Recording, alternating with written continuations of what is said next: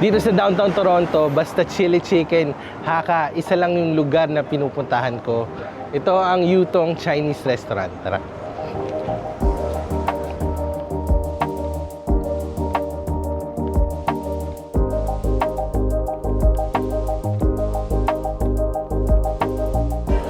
Thank you.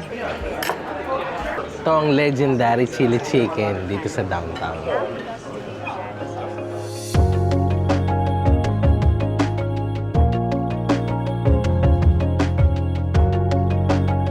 So yun, try na natin. So hindi pala ito paid or sponsored para makapagbigay kami ng honest na review. And syempre, para tulungan na rin at suportahan ang mga local businesses dito sa Toronto.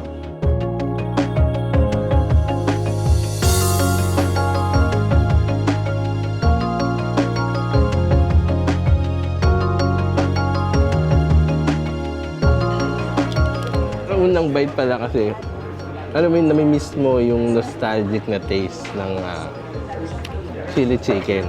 Like, sobrang sarap. And yung anghang niya, tsaka yung timpla, tamang-tama.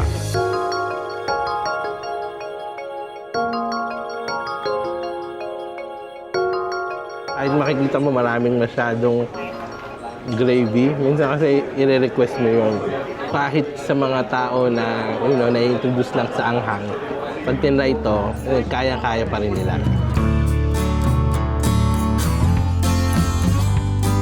So pati yung sauce nito, alam mo yun, yung tipong para sa ating mga Pilipino, sapat na yung sabaw. Kahit nag-overflow yung sauce nito, like sulit na sulit pa rin. And pwede mo rin siya kasing orderin ng hindi gravy, nang walang masyadong sabaw.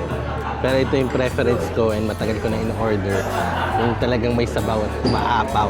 Diba? So, ulam na. Dalawang ulam. Diba?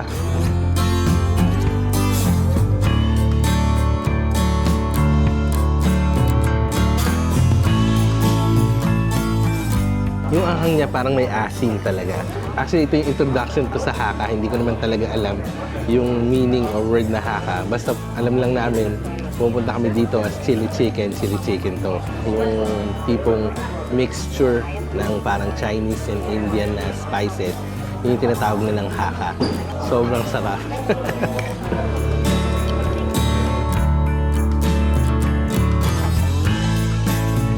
Solve! Naubos ko yung isang maraming yon na enough, I think, para sa dalawang tao. So, ang presyo nito nasa around $17.99, $18. Kukunin mo ba yung burger na $15 combo o yung meal na ganito na sapat na para sa dalawang tao? And rate natin is 10 out of 10. So, suportahan niyo po ang Yutong, isang legendary restaurant dito sa downtown Bay and Dundas. Sa likod lang siya ng City Hall. Pwedeng pampamilya or kung solo kayo, may mga lunch special sila and araw-araw may mga discounted offers sila para sa inyo.